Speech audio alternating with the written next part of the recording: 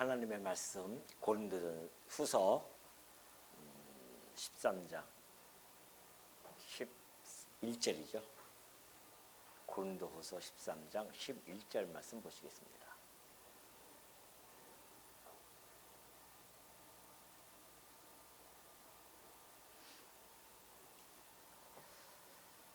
마지막으로 말하노니 형제들아 기뻐하라. 온전하게 되며 위로를 받으며 마음을 같이하며 평안할지어다. 또 사랑과 평강의 하나님이 너희와 함께 계시리라. 거룩하게 입맞춤으로 서로 문안하라. 모든 성도가 너희에게 문안하느니라. 주 예수 그리스도의 은혜와 하나님의 사랑과 성령의 교통하심이 너희 무리와 함께 있을지어다. 아멘. 예, 어느덧 오늘 이제 고린도후서 마지막 시간이 다가왔습니다. 긴 시간 동안 여러분이 잘 쫓아와 주셨는데요.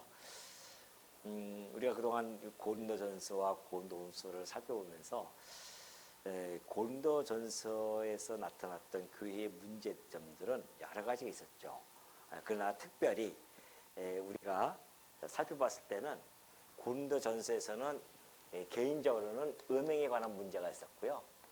교회적으로는 분쟁에 관한 문제가 있었습니다. 이것을 이제 고린도전서에서 우리가 살펴보았죠. 물론 다른 것들도 많이 있었죠. 뭐 교리적인 문제도 있었고 그렇지만은 오늘 이 교회가 어려움을 겪는 그러한 가운데 있었을 때에 고린도교에서 불거졌던 문제가 바로 이제 이런 문제, 개인적인 문제와 교회의 이런 문제들이 있음으로 말미암아 어려움을 겪고 있었습니다.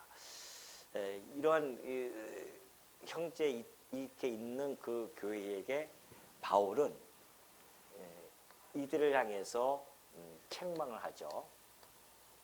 책망을 하고 또 권면도 합니다. 고린도전서에서 이렇게 이제 주로 해왔었고요. 그리고 나서 이제 고린도후서, 오늘 우리가 마지막 살펴보는 고린도후서는 그동안에 보았듯이 이들은 고린도후서에서는 사도에 대한 의심이 있었습니다. 바울 사도죠. 사도권에 대한 의심을 가지고 있었어요. 거기에 대해서 이제 사도 바울은 변호를 합니다. 사도권에 대해서 변호를 해주고 있었죠. 그리고 경고도 합니다. 변호할 뿐만이 아니라 너희들 계속 그렇게 이 문제 여전히 가지고 있고 또 이런 것들도 가지고 있는데 거기에 대한 권징을 해주겠다고 그렇게 경고를 합니다. 이것이 이제 우리가 지난 시간까지 쭉 살펴본 내용이고요. 이제 이 모든 것을 총망라해서 바울은 마지막으로 그럽니다. 그죠? 마지막으로 내가 말한다. 그러면서 하는 이야기는 이제 마지막으로 그 교회를 향해서 위로를 해주고 그 다음에 문안을 하며 마지막으로 축원이죠. 축원을 해주죠. 어떻게 이렇게 보면은 이런 문제들은 사실은 이게 어둠의 세력이거든요. 어둠의 세력이 교회에 들어오면은 음행의 문제, 분쟁에 대한 문제, 의심에 대한 것들 이런 것들이 교회 안에 들어오면은 매우 교회가 어려워집니다. 고린도 교회뿐만이 아니죠. 2000년사의 교회사를 보면은 교회 안에 꾸준하게 끊임없이 어려움을 겪는 이유는 여러 가지 문제들이 있는데요. 그 중에 이제 이런 문제들도 있죠. 물론 우리가 고린도후서 12장 바울이 얘기했듯이 거기 뭐 20절과 21절에서 보면 그렇지 않습니까? 20절에 보면은 너희들 뭐 다툼, 시기, 분냄, 당 짓는 것, 비방, 수군거림, 거만함, 혼란 이런 것들이죠. 이런 것들이 그 안에 지금 이게 다 어둠의 세력들이거든요. 또 음란함, 더러움과 21절입니다. 후반절에 더러움과 음란함과 호색함 이런 회개하지 아니하는 것들 이런 등등 이런 다 이 안에 다 포함되어 있다고 볼 수 있습니다. 그래서 제가 크게 이제 그 집약되어진 단어가 이제 이렇게 음행과 분쟁이라고 이렇게 표현해 줬죠. 이러한 것들은 어둠의 세력이기 때문에 교회 안에 어둠의 세력이 없으면 얼마나 좋겠습니까? 그러면 참 얼마나 너무나 아름답게 잘 세워져 가겠지만은 교회 곳곳마다 여러 가지 문제들은 다 내포되어 있습니다. 왜냐하면 지상교회라 어쩔 수 없어요. 그렇기 때문에 이 어둠의 세력이 교회에 얼마만큼 침투해 오느냐, 거기에 따라서 교회가 어려움을 겪느냐, 또는 교회가 평안하게 잘 갈 수 있느냐, 이런 것들이 많이 나타납니다. 자, 이것이 어둠의 세력이라고 한다면 바울이 지금 일에 행했던 이 모든 것들은 다 빛의 세력이라고 할 수 있죠. 바울을 통해서 지금 책망을 하고 권면을 하고 변호를 하고 경고하고 이런 모든 것들, 이것이 다 이 어둠의 세력에 대한 어둠의 세력을 몰아내는 그러한 어떠한 좀 빛의 세력으로서의 힘을 발휘하는 겁니다. 그러니까 지상교회는 이 어둠의 세력과 빛의 세력에 끊임없이 투쟁합니다. 이 투쟁이에요. 그 지상교회는 그래서 투쟁교회라고 그렇게 이야기하는 겁니다. 여러분들 오늘도 아마 이 어둠의 세력과 그리고 여러분 안에 있는 빛의 세력이 끊임없이 싸웠을 겁니다. 이를 때로는 막 여기서 막 미워하는 마음이 생기고 막 정말 죽이고 싶어한 정도의 그렇게 그런 마음이 들 때도 있었고, 그러다 보면 또 어느 순간에 내가 또 아이고 그게 아니지, 내가 하나님의 자녀로서 그러면 안 되지라고 하는 이런 또 우리의 빛의 세력이 나를 갖다가 끌어가기도 하고, 이 영적인 싸움이 지금 우리 하나님께서 우리를 생명을 걷어가시기 전까지 육체의 소욕이 남아있는 동안에는 어쩔 수 없습니다.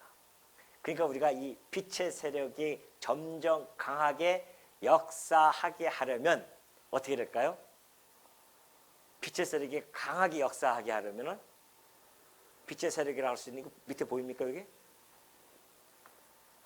말씀 소리하면 안 되고요. 그 다음에 기도, 그 다음에 하나님께 대한 찬양, 이런 우리들의 신앙적인 정말 중요한 생활들, 이런 것들이죠. 이런 것들을 통하여서 끝없이 좀 투쟁을 해야 됩니다.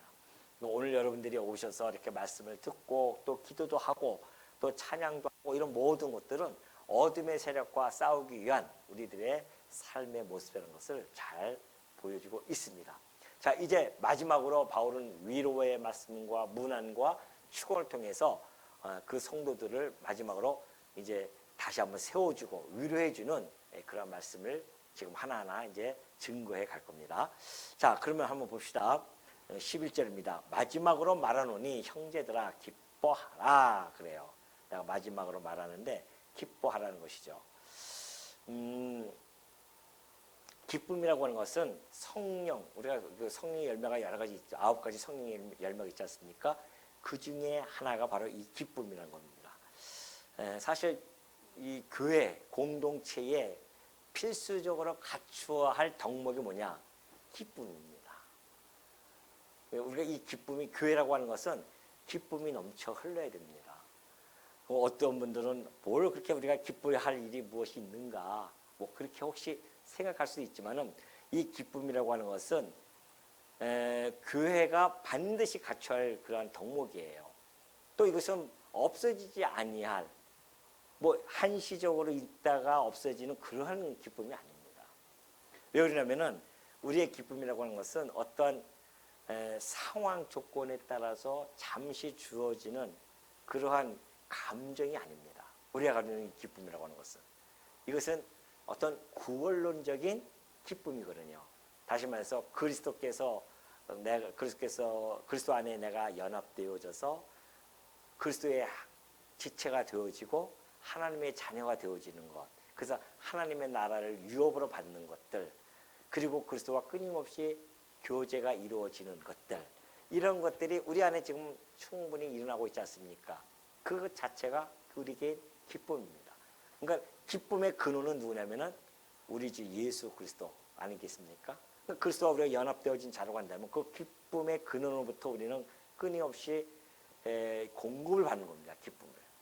이 우리 성도에게 주는 기쁨은 불변합니다. 변하지 않아요. 내 상황에 어떤 어려움과 내 상황이 좋지 않는 어떤 어려움 속에서 아주 최악의 상태일지라도 우리의 기쁨은 결코 꺾이지 않습니다. 그런 기쁨이라니까요. 그걸 우리에게 주셨어요. 그걸 누리라고. 근데 만약에 그걸 누리지 못하면 얼마나 안타깝겠습니까? 아니 돈을 좀 쓰라고서는 해가지고서는 이 금덩어리를 갖다가 이만큼 갖다 줬는데 이 금인지 돌인지 몰라가지고서는 버리고 다니는 아이들은 그러잖아요. 금 하나 이만한 거 금덩어리 하나 주는 거 하고 그 마징과 제트 같은 이런 로봇 하나 주면은 뭘 갖겠습니까? 금덩어리 갖겠습니까? 로봇 갖겠습니까? 로봇을 갖는다니까요. 왜? 아직 어린아이니까 몰라요. 오늘 우리는 이 영원토록 누릴 수 있는 이 기쁨을 주셨는데 이 기쁨과 또는 세상에 주는 이 기쁨과 이게 헷갈리는 겁니다. 그 세상에 주는 기쁨만 쫓아가는 거죠. 내가 이 상황이 이렇게 좋아지면 너무 기쁘고 뭐 해주면은 막 기뻐하다가도 상황이 바뀌면 어떻게 돼요? 그 기쁨이 분노가 되어지고 슬픔이 되어지고 막 이런단 말이죠. 그러나 우리가 느끼는 기쁨은 기쁨의 근원이 그리스도에 있기 때문에 어디서 기뻐하라? 주 안에서 기뻐하라는 거예요. 주 안에서. 우리의 기쁨은 주 안에서의 기쁨이에요. 그러니 변할 수 없죠. 영원한 기쁨을 우리에게 주셨기 때문에 어떤 환경이 온다 할지라도 우리는 그 기쁨을 누려내야 됩니다. 그러니까 교회가 하나님의 나라의 분위기는 천국의 분위기가 뭐예요? 기쁨이에요. 지옥의 분위기는 어떤 분위기일까요? 막 기뻐가지고서는 막 뜨거운 불못에서 기뻐할까요? 지옥의 분위기는 두려움과 고통과 슬픔의 그것이 지옥의 분위기예요. 그 분위기에 따라서 얼마나 상황이 달라집니까? 교회의 분위기는 뭡니까? 기쁨과 평강과 사랑이고 얼마나 달라요. 그러니까 교회라고 하는 것은 그분께서 주신 기쁨의 근원이신데 그분이 우리의 교회의 머리신데 그분으로부터 기쁨을 끝없이 우리가 공급을 받고 있는 성도라고 한다면 우리 성교회의 모든 분위기는 어디로 흘러가야 됩니까? 두려움과 고통과 괴로움. 교회 몸은 왜 이렇게 그냥 슬프고 교회 몸은 왜 이렇게 힘들고 어렵고 막 그러면 되겠어요? 교회라고 하는 것이 기쁨이 샘솟는 거죠. 한때 우리 그 복음성가에 그런 노래가 많이 불렀잖아요. 내게 샘솟는 기쁨. 샘이 뭐예요? 끊이지 않는 샘이 계속 기쁨이 샘솟는 거 아니겠습니까? 그러니까 바울이 마지막으로 형제들아 기뻐하라 그런 거예요. 지금 온갖 분쟁의 소용돌이 속에서 또 그 죄로 인해서 지금 바울의 이 권징에 대한 경고를 받고 이런 성도들 두려움 속에 있는 그 고린도 성도들에게 너희들이 기뻐하라고 하는 것은 그걸 요구하는 것은 너무나 중요한 덕목이기 때문에 바울이 위로해 주는 말씀입니다. 너희들이 너무나 이 상태에 좀 얼마나 힘들겠습니까? 교회가 분열 속에서 힘들어하는 그곳에 기쁨이라고 하는 것을 그들의 던져줌으로 말미암아 성도는 기뻐하는 것이니까 너를 기뻐하라 그렇게 지금 전해주고 있는 것이죠. 그러면서 또 하나는 온전하게 되며 그래요. 온전하다고 하는 것은 그 원어적으로 보면은 깨어지고 또 어긋난 것들이 있잖아요. 그걸 다시 재조립한다 그런 뜻을 가지고 있습니다. 그래서 불완전한 것이 다시 온전케 되는 것을 의미하죠. 그래서 너를 온전하게 되라 하는 것은 뭐예요? 이런 불완전한 이 무질서 이런 것들이 다시 질서 있게 회복되어지는 것 이런 것들이죠. 그래서 이 바울이 지금 계속해서 이런 책망, 권면, 변호, 경고했던 모든 것들이 교회의 질서를 확립하기 위한 것이었습니다. 다시 온전하게 회복시키기 위한 것들이었었죠. 그러니까 바울이 지금 그 모든 말씀, 책망과 권면, 변호, 경고 등 이런 모든 것들을 다 해놓고 나서는 바울 성도들에게 이제는 너희가 회복이 되어져라. 다시 원 위치로 과거에 처음에 복음을 받아서 그 했던 그 기쁨의 순간들 그리고 진리 안에서 견고하게 세워졌던 그런 것들 그걸로 다시 회복하라. 온전해져라. 그런 뜻 아니겠습니까? 그래서 지금 바울이 온전하게 해라. 사실 우리 성도 우리 그 주부에 보면 그러죠. 하나님의 사람을 온전케 되며 이것이 성도 신앙의 목표여야 됩니다. 세상 사람들이야 목표 신앙 어떤 세상 목표 하면은 뭐 그냥 여러 가지 두지 않습니까? 나는 뭐가 목표를 두고 살 거야. 막 이것을 나는 이룰 거야. 올해의 목표는 이거야. 뭐 또 평생의 목표를 가지고 살아가는데 성도의 목표는 신앙적인 것에 집중을 해야 됩니다. 신앙적인 목표를 세워야 돼요. 그럼 신앙적인 목표가 뭘까요? 뭐 여러 가지 있을 수 있죠. 그러나 우리의 목표는 온전해지는 것. 그 이야기는 점점 우리가 끊임없이 우리의 신앙이 회복되어지고 곁길로 갈 수도 있잖아요. 우리가 때로는 곁길로 갈 수도 있단 말입니다. 다시 회복되어지고 그러면서 그 과정 속에서 우리가 점점 어떻게 돼요? 자라나는 것, 온전해지는 것, 다시 말해서 성숙해지는 것, 그런 겁니다. 어디까지 우리가 성장되어져야 되는가? 바울이 얘기했듯이 그리스도의 장성한 분량까지입니다. 우리 주님께서 끝없이 당신의 지체를 위해서 어떻게 합니까? 죽기까지 사랑했던, 형제를 사랑했던 그런 그 분량, 그 분량까지 우리가 목표를 두고 점점 자라나야 된다. 이것을 잘 설명해 주고 있는 거죠. 우리 그 성도님들이 그래서 우리가 목표는 그래서 그 주배다도 제가 그렇게 해놓은 겁니다. 하나님의 사람으로 자꾸 성장되어지는 것, 온전케 되어지는 것. 이것이 우리 신앙적인 목표를 삼고서 우리는 한 걸음 한 걸음 지금 나아가고 있는 중이죠. 또 하나는 위로를 받으며 그래요. 위로받는다. 지금 고린도교회는 다툼과 분쟁 속에서 심령들이 많이 상해져 있습니다. 그 상해져 있던 그 심령에 위로를 전해주는 거죠. 절대적으로 필요하죠, 위로가. 그래서 바울이 보십시오. 지금 이 경고, 책망 이거하고 앞에서는 부분하고 마지막으로는 그들에게 위로의 말씀을 해주고 있는 거 아닙니까? 그러니까 책망과 위로 이 모든 것을 잘 조화롭게 하는 것. 이게 아주 매우 중요합니다. 교회가 세워진 데 있어서는 우리가 말씀으로 책망이 되어지기도 하고 말씀으로 뭐예요? 위로를 받기도 하고. 맨날 책망만 있으면 우리 주님께서 살 수 있겠습니까? 그러니까 책망과 위로는 교회가 아름답게 성장되어지는 곳, 곧 견고하게 세워진 데서 매우 중요한 겁니다. 이 조화가 잘 이루어져야 돼요. 맨날 위로만 있으면 안 됩니다. 때로는 우리가 잘못되어지면 책망도 받아야 되고요. 권면도 받아야 되고 그 가운데 또 하나님의 위로가 받아야 되고. 그러니까 바울은 그걸 너무나 잘 알고 있기 때문에 너희가 위로를 받기를 원한다는 거 아니겠습니까? 또 마음을 같이 하며 그래요. 분쟁되어졌던 그 교회에 마음을 너희들이 같이 해라. 다시 말해서 같은 것을 너희들이 잘 생각하라는 겁니다. 같은 것을 생각한다는 건 뭐예요? 같은 믿음을 가져야 되고요. 같은 감정을 가져야 됩니다. 함께 울고 함께 기뻐할 수 있는 감정들, 그리고 같은 목적이 있어야 돼요. 성도는 각자가 와가지고서는 목적이 다 달라요. 믿음도 달라요. 그럼 어떻게 됩니까? 하나가 되어질 수 없습니다. 교회라고 하는 것은 하나가 되어져야 돼요. 마음을 다 같이 해야 된단 말입니다. 그럼 마음이 같이 하려고 한다면은 다 지난번에 말씀드렸듯이 그리스도의 마음을 품어야 된단 말입니다. 누구든지 성도님 다 그리스도의 마음을 품지 않고 내 마음이 붉어져 나오면은 교회는 어려움을 겪는 겁니다. 하나가 되어질 수가 없죠. 같이 할 수가 없습니다. 믿음도 역시 마찬가지입니다. 그래서 비록 임 목사가 부족하지만 전해주는 그 말씀으로 기쁨을 누리고 그 말씀 안에서 자꾸만 깨닫고 이렇게 되지, 나는 여기서 딴 거 공부하고 있어요. 딴 거 공부해가지고서는 아니야 저건 아니야 하면서 하다 보면은 자기 생각과 자기 믿음을 자꾸만 이 교회에서 펼치다 보면은 안 되죠.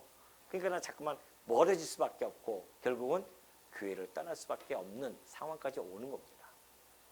그러니까 확 녹아들어야 돼요. 와가지고서는 우리 교회의 말씀에 확 녹아들고, 이 교회는 이러한 말씀을 전하고 이 말씀을 나는 배우고 이 말씀 속에서 살아가기를 원한다고 하는 그런 마음가짐 없이 그냥 내가 아는 그 믿음, 또 내가 공부했던 것들, 이런 것들이 만약에 계속해서 들어온다고 한다면은 물론 전제는 있죠. 강단에서 말씀을 말씀대로 정말 전하는가, 여기에 대한 정말 뚜렷한 우리의 그 어떤 경기도 가지고 있어야 됩니다. 그러니까 누구? 데살로니가 성도들보다 어느 성도요? 베레아 성도들은 더 뭐예요? 신사적이래요. 왜 그럴까요? 예, 말씀을 제가 목회자가 전하면 그 말씀이 그러한가 하고 날마다 말씀을 상고해야 됩니다. 나 말씀을 상고하는 거예요. 이거 정말 그런 거 아닌 거. 무조건 나는 목사가 얘기하면 다 그런 줄 알고 뭐 아멘 아멘. 그러니까는 정말 이 뭐 사이비 같은 데 가 보면은 또 사이비뿐만이 아니에요. 정통 교단에서도 희한한 뭐 별 얘기 다 하는데도 막 개그맨 목사부터 시작해서 막 개그맨처럼 하고 웃기고 막 이런 사람들 별 얘기 다 해도 무조건 아멘이에요. 아멘. 뭔 소리인지 모르고 아멘 한단 말입니다. 그걸 정말 그러한가 신사적으로 우리가 신앙생활을 하려고 한다면은 봐야 돼요.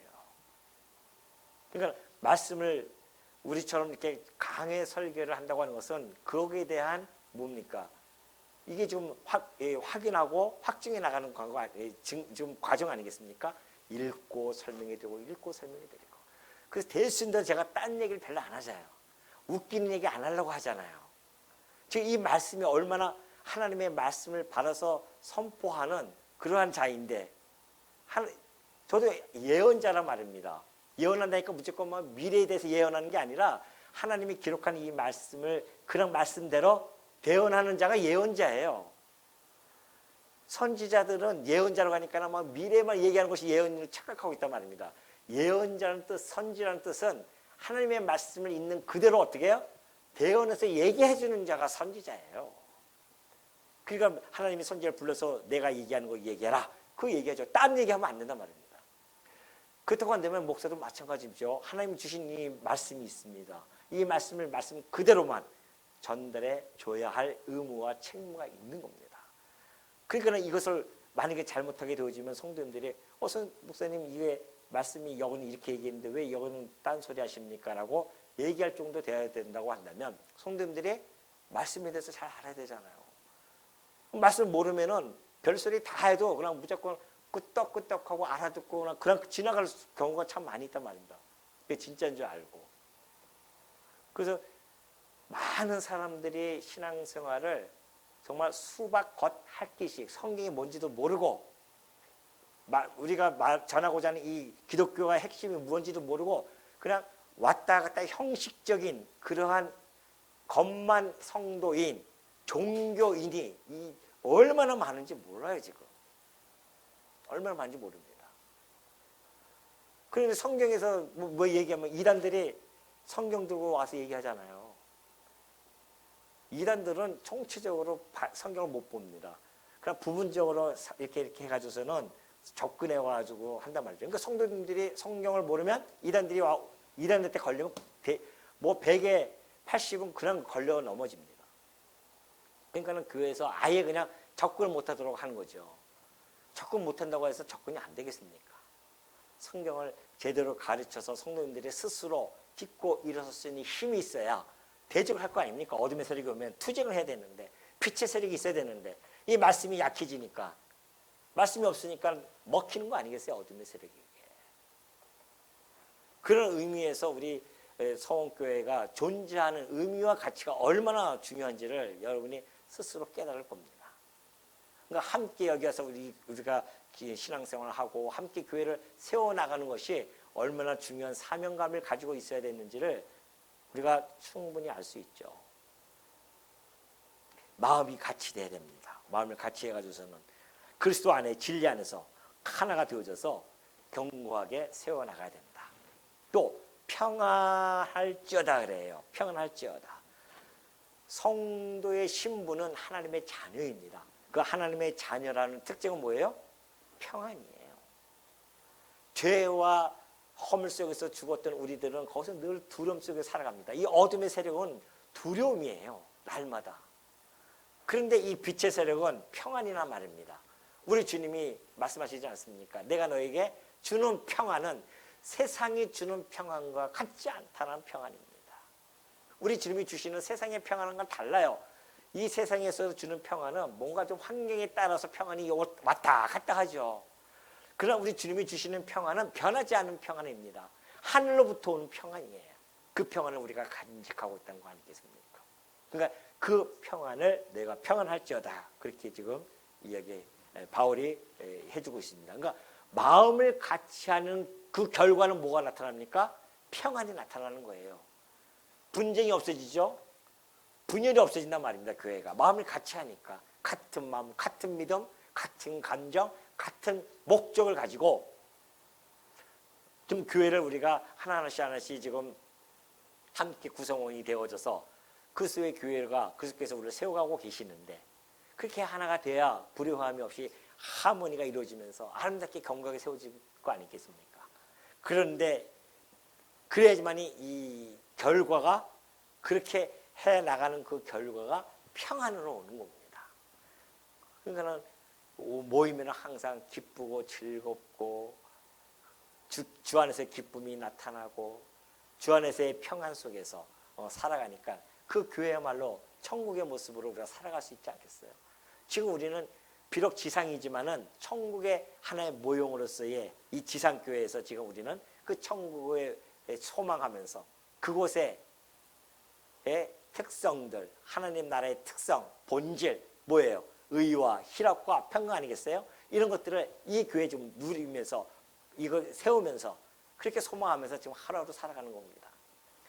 그런 의미에서 이 평강이라고 하는 것, 지금 12장 20절에서 나타났듯이 다툼, 시기, 분냄, 당짓는 것, 중상함, 수군수군, 거만함, 어지러운 것들로 가득 차 있었던 이 교회, 그 고린도 교회에게 하늘로부터 말미암는 진정한 평안이 있기를, 그것이 곧 뭐예요? 샬롬이라는 겁니다. 평안, 샬롬이 요구되어지는 거죠. 분쟁이 있는 교회에 진정한 하늘로부터 오는 샬롬이 요구되어지는 겁니다. 그러니까 바울이 그 교회를 향해서 어떻게 하나? 평안할지어다. 지금 이런 말들이 그냥 인사말로 툭툭 던지는 말씀이 아니에요. 지금 바울은 지금 마지막으로 그 교회를 얼마나 사랑하는지 그 사랑을 듬뿍 담아서 앞에서는 그렇게 책망하고 권면하며 때로는 교회를 위해서 자기를 변호해야 되고 경고하는 그 경고 메시지를 한 다음에 이렇게 한자 한자 꾹꾹 눌러가지고서는 성도들에게 정말 너희들 기뻐하고 온전하게 되며 위로를 받고 마음을 같이하며 평안하라. 그래서 이 고린도 교회 그리스도께서 핏값으로 사서 세운 이 교회를 어떻게 하라? 잘 지키고 견고하게 세워가라. 그런 의미에서 지금 바울은 한자 한자 꾹꾹 마음을 다 담아서 지금 그들에게 전해준 겁니다. 또 사랑과 평강의 하나님이 그래요. 사랑과 평강은 하나님께 속한 속성들입니다. 이걸 교회에게 주셨어요. 그러니까 사랑과 평강의 하나님이 너희와 함께 계신다는 거 아니겠습니까? 교회의 사랑과 평강, 이건 하나님의 속성이에요. 이 하나님의 속성인데 이 속성이 하나님이 교회와 함께 있을 때 나타나는 것은 사랑과 평강입니다. 그럼 우리가 교회가 하나님과 멀어지면 멀어질수록 뭐가 나타나겠어요? 사랑과 평강이 아니라 미움과 분열과 분쟁과 이런 범죄, 어둠의 세력들이 강하게 나타날 수밖에 없죠. 교회가 지상교회가 온전해진다고 한다면 이것은 영원토록 나타나죠. 이거는 천상교회는 이것이 영원토록 있는 곳입니다. 지상교회는 이것이 영원할 수가 없어요. 어둠의 세력이 여전히 교회를 침투하기 때문에 싸워야 하는 곳이기 때문에 그러니까 교회는 얼마만큼 이 빛의 세력이 강력하게 역사하느냐에 따라서 교회가 아름답고 견고하게 세워지느냐 거기에 달려 있습니다. 그렇다고 한다면 빛의 세력이 강하게 되어진다고 하는 것은 곧 하나님이 우리와 함께하고 계심이 드러나야 되고 그것은 곧 사랑과 평강으로 드러나는 겁니다.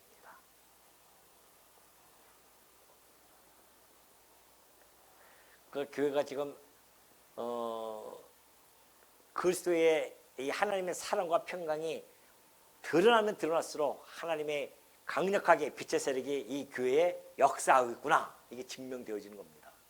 그러나 만약에 교회가 맨날 싸우고 그냥 수군수군 비방 뭐 분쟁 여기 다 나와 있는 20절에 있는 거기 있는 것처럼 당짓고 시기하고 분내고 비방하고 거만하고 혼란이 있고 이러면은 이 어둠의 세력이 이게 점점 강해지니까 빛의 세력이 약해질 수밖에 없죠. 그 교회는 그냥 무너지잖아요, 다.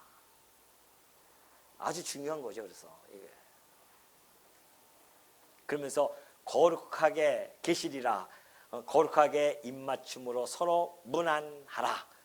모든 성도가 너에게 문안하니라. 그리스도 안에서 거룩하게 구별된 입맞춤. 그때 당시에는 인사법이 입맞춤이었으니까요. 물론 여자와 남자, 여성도와 남성도가 같이 입맞추고 그러지는 않았다고 하더라고요. 남성과 여성끼리 따로 했지만은, 그래 이것도 점점 나중에 문제돼서 이것도 점점 사라졌지만은 그 시대마다 그리고 그 환경 특성대로 인사법이 다 다르잖아요. 그래서 성도가 하는 이 인사는 그냥 인사가 아니에요. 그냥 고개 끄덕하고 손잡고 이런 인사로 끝나는 것이 아니니까요. 무슨 인사예요 지금? 거룩한 인사예요. 우리는 거룩한. 바로 입맞춤이라는 것은 하나의 인사법이니까 거룩한 인사를 해야 됩니다. 서로 성교를 지켜나가면서 하는 그 가운데 행해지는 그러한 인사법이죠. 그때 당시에.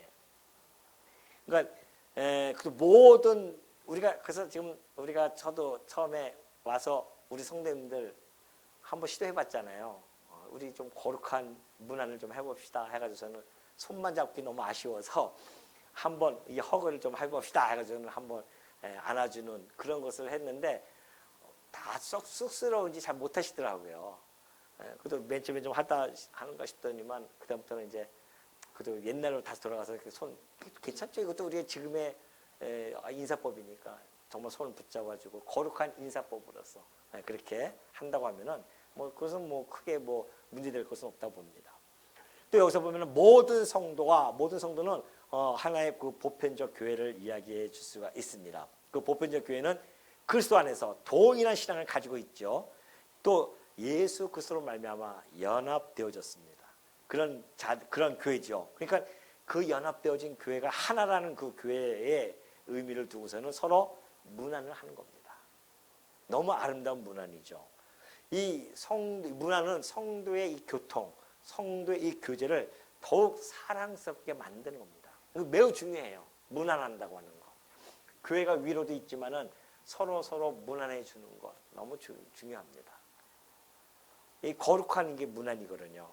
그래서 성도를 살펴 나가는 것. 그래서 모든 성도가 너에게 문안하느니라. 우리가 지상에서야 만날 때마다 문안하고 또 전화로 문안하지만은 이 모든 문안은 천상에 가면요 영원한 문안이 되어집니다. 그때는 우리가 정말 하얀 옷을 입은 온갖 전 세계에서 다 모여든 각 나라의 족속들, 백성들, 이 모든 자들이 함께 하얀 흰 옷을, 그리스도의 이 세마포 옷을 입죠. 그리고 손에다가 이 종려가지를 들면서 날마다 여호와를 찬송할 텐데 그때마다 만날 때 다 문안할 거 아니겠어요? 아이고 우리 다 얼굴 다 그때 뭐 성원교회만 따로 이렇게 모여가지고 또 하겠어요? 아니 그냥 하나의 개념입니다. 그때는 사실 우리가 상상하지 못하지만은 그리스도께서 머리 되시고 그 모든 지체가 하나의 개념이 돼서 2000년 전에 있었던 그 성도님, 2000년 후에 계실 그 성도님, 그리고 모든 성도들이 모든 민족이 하나로 모여져서 오로지 그리스도의 마음을 가지고 그리스도의 언어가 되어져서 그리스도의 사랑을 나누는 그러한 세계 꿈꿔보셨습니까? 그런 세계가 있냐고 이 땅에는 없다니까요.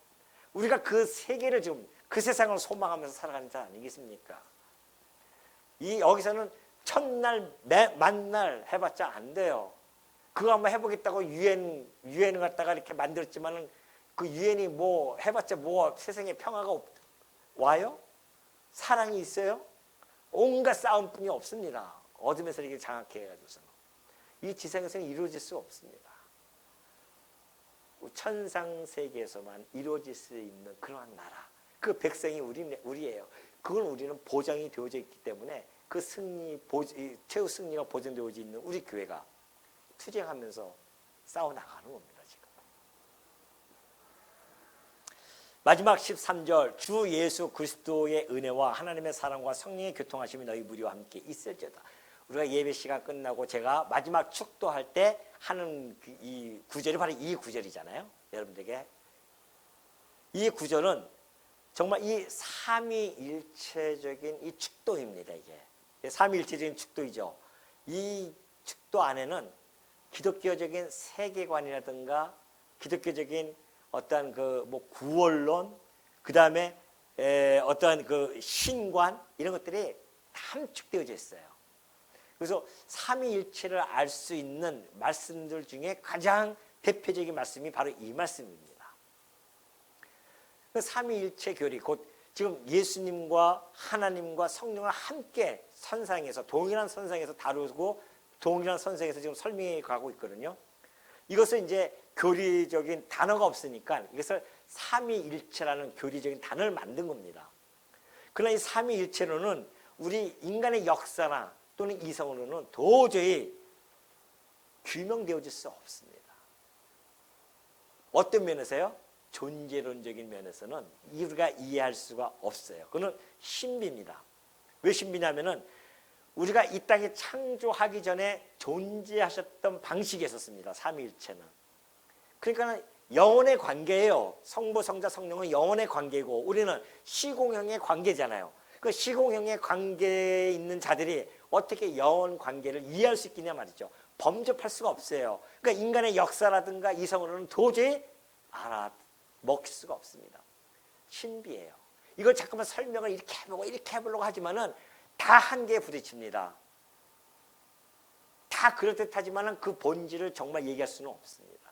그냥 그 정도 이해하는 거죠. 우리가 이해할 만큼만 이해하는 것뿐이지 그 본질을 우리는 당사자들이 아니기 때문에 이해할 수가 없죠. 그냥 그걸 그래서 믿는 겁니다. 하나님이 그런 존재 방식을 그냥 우리는 믿는 거죠. 그렇지만은 하나님 이 삼위일체의 존재론적인 우리가 접근할 수 없지만은 그 삼위일체가 했던 그 경륜적인 사역은 우리가 충분히 이해할 수가 있습니다. 왜 그럴까요? 자, 성부, 성자, 성령이에요. 성부, 성자, 성령. 성부 하나님의 뭐예요? 사랑. 여기 축도에 의하면은 성자 하나님의 뭐예요? 은혜. 성령 하나님의 교통하심. 이거예요. 그러면 구원론적으로 봤을 때에 이 삼위일체이신 하나님이 우리에게 어떻게 영광이 되어져서 우리를 구원해 가시는가? 사랑이신 하나님께서 당신의 세상을 사랑하셔가지고서는 계획을 세웁니다. 이것을 곧 뭐라고 해요? 예정이라고 해요. 예정을 하세요. 구원에 대한 예정을 해 주십니다. 그리고 성자 하나님은 오셔서 그 예정되어 것을 이루어나가죠. 그것이 곧 구속이에요. 예수님의 구속, 십자가에 죽으시지 않습니까? 은혜로, 당신의 은혜로 구속, 자기 몸을 던져버립니다. 그리고 성령님께 오셔서 그 성도와 교통함을 통하여서 인치셔요. 인치심, 다시 말해서 보증을 해주십니다. 하나님의 백성으로 보증해 주시는 거예요. 그러니까 성부, 성자, 성령 하나님의 그 섭리 속에서는 이렇게 우리와 직접적으로 연결이 되어져 있습니다. 그러니까 경륜적인 그 사역으로서는 우리와 밀접한 관계에 있기 때문에 우리가 이해할 수가 있어요. 이거는 존재론적인 것은 우리가 이해하지 못하더라도 그분이 하신 사역들, 성부, 성자, 성령께서 하신 이 사역은 우리와 직결되어지기 때문에. 그러니까 이것을 아는 바울은 이 모습을 통해서 축도를 해주는 겁니다. 왜요? 하나님께서 성부 하나님의 예정, 구속, 인치심을 통해서 뭐가 형성되어졌습니까? 교회예요. 교회가 세워졌단 말입니다. 그러니 고린도 교회의 그 성도들 그 모습을 고린도 교회를 만드시고 성도들을 구성원을 만드신 모든 힘의 근원이 어디예요? 성부 하나님의 예정, 성자 하나님의 은혜 속에서 구속, 성령 하나님의 교통하심으로 인치심. 이래서 고린도 교회가 만들어졌던 거 아니겠습니까? 그러니까 교회는 이 성부, 성자, 성령 하나님 이 축도를 통해서 뭘 깨달을 수가 있어요? 교회의 정체성, 교회의 존재 의미, 목적. 이 고린도서 13장 13절에 말씀 속에서 그 모든 교회의 중요한 본질이 함축되어져 있는 겁니다. 그래서 마지막 예배 시간 끝나고 우리가 축도로 이것을 정해서 축도하는 것은 그만큼 의미가 있는 거죠. 그 축도를 통하여 교회의 정체성을 상기시키는 겁니다. 여러분이 어떻게 해서 교회가 되어졌는지, 그 구성원이 되어졌는지, 성부 하나님의 사랑 속에서 예정이 되어졌었고, 성자 하나님의 은혜 속에서 구속이 되어지고, 성령 하나님의 교통 속에서 인치심을 받아서 우리가 백성이 되어지고 교회가 되어지지 않았습니까? 우리 정체성이 확실히 되어지잖아요. 이걸 통해서 우리가 교회가 왜 존재해야 되는지 그 의미도 알게 되어지고 하나님께 영광을 돌리는 거 아니겠습니까?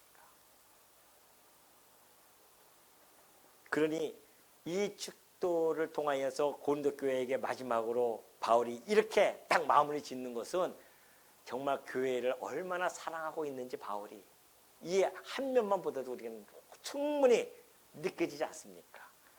그 교회를 여러 가지 어려움 속에 있었지만 그 교회에게 이런 과정을 통해서 또한 마지막 이렇게 위로와 문안을 해주고 그리고 그 교회에게 축원을 해준다고 하는 것은 바로 악을 악으로 대하지 않냐고 어떻게 해요? 악으로 선을 대하는 그 모습 그대로 보여주는 모습 아니겠습니까? 이렇게 해서 오늘 고린도후서가 마무리 지어지는데요. 우리 성도님들이 고린도전서, 고린도후서 오랜 시간 동안 공부하셨습니다. 여전히 다 잊어버리셨겠죠? 그러나 끊임없이 보시면서 또 보시면서 그 말씀들을 또 기억하시고 또 잘 이해가 안 되면은 또 그 강의가 지금 다 있으니까 강의를 찾아서 한번 또 더 보시고요. 이러시면서 정말 이 고린도 교회에 끼쳤던 이런 어둠의 세력을 물리치는 이 빛의 세력이 어떻게 물리쳐 나가고 있는지를 하나하나 세심히 살펴보면서 이 교회도 어둠의 세력에 못 들어오도록 빛의 세력이 더욱 강해지도록 기도하시면서 키워나가시는 우리 성원교회가 되었으면 하는 바람으로 오늘 모든 고린도후서 강의를 마치도록 하겠습니다.